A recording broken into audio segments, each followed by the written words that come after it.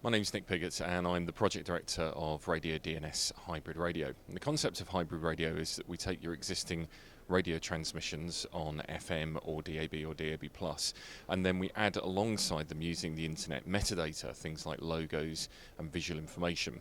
So your listeners benefit from free radio that's reliable and has wide coverage, but you can add the extra information and the extra digital images that make it look much more like an app.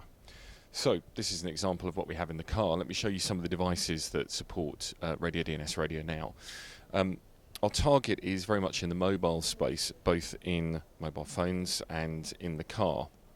So here we have a variety of Samsung mobile phones which have the Radio DNS functionality already in their native FM tuner. So there's no new app to install. If you buy a Samsung phone that has FM radio in it and has the FM radio app, then when that starts, if your radio station is publishing the Radio DNS information, then it will be automatically picked up and shown to the user as soon as they tune into your radio station.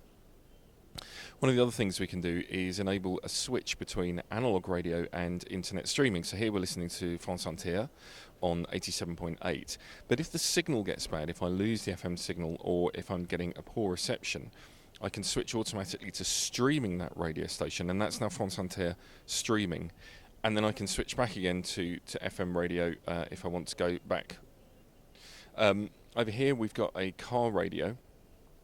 This is a car radio from a car like a Renault Twingo or a smart 4x4, and it's a fairly simple radio, but it can now be paired with your smartphone so that you can control the radio from the smartphone. And when you tune into a radio station on your car radio, if you have your smartphone paired, then the visual information will appear there as well.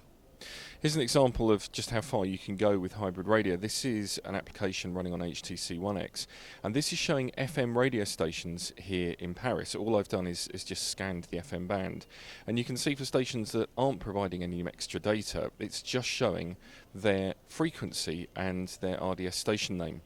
But for a station that's providing the additional data over IP, they get their logo, they get their full station name, and then when you click on the radio station, it will also pick up their visual information like that, and you can click on that to go to the radio station's website. And finally, this is a tabletop radio in the house. This is demoing a radio station from London.